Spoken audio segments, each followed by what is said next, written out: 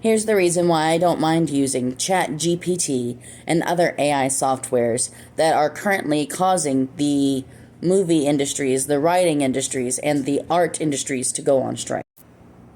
Does your child dream of being on their favorite TV show? Audition Saturday. Now, if you click on your last one, the last one I showed you, you end up at this page. Auditions for Netflix, National Performers Academy. And then it shows things like Cobra Kai, and I'm not sure what that show is. I don't think I've watched it yet. But this is the advertisement. Now, if you click on the other advertisement that I just showed you, the second one, National Performers Academy. Teens, young adults, 4, and then 29 plus that want to act, model, singer, dance, and love to perform. Join us. Let your child show their talent, and so on and so forth. And when it's time for your audition, even before then, they'll start sending you appointment reminders, which shouldn't be bad, right? And then let's say you start to miss your appointment the day of. Shouldn't be bad, right? They're just sending me reminders. But the problem with places like this is that it's an academy. It is somewhere that they teach you how to act. And really what you're paying for is your exposure to certain people.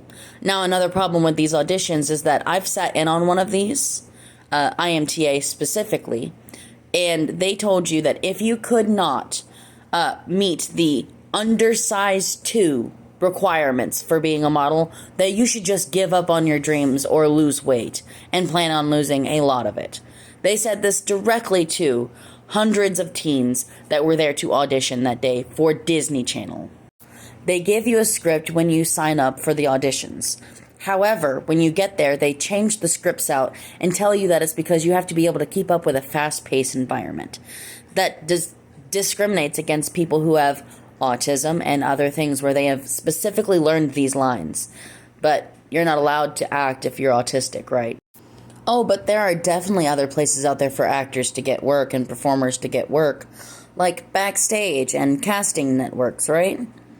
Well, they ask you to pay too. Only instead, it's a small subscription fee, kind of like Netflix, where you'll pay to have people review your application. Also, notice the dates are like today, yesterday, the day before. I deleted some here and here because I got tired of seeing all the emails. It's constant saying, hey, come pay for us to give your application to employers. Since the late 90s, it has costed people to become actors. But it has never costed the writers to become writers. It has never cost the artists to become artists. They simply get the supplies and go do it. When an actor could go out and buy the props all day and do the work all day and still only have platforms on YouTube. For example, Adult Wednesday Addams. She wrote the entire show. She wrote the costumes, she designed the costumes, and she did all the artwork for the show, Adult Wednesday Addams, on YouTube.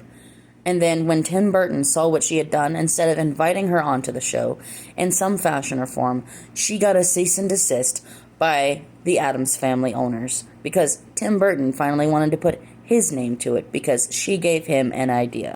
I didn't see anybody go on strike for her. Granted, she did go on YouTube and say, please don't. But that's mainly because she was afraid of the backlash that would come from the Addams family owners and Tim Burton himself. My point is, when the artists and the writers start going on strike, you're willing to support them. But since the late 90s, it has literally caused actors to starve on the street because the only thing they know how to do has been safeguarded by a paywall. So until we fix that situation, I will continue to use ChatGPT and other AI softwares.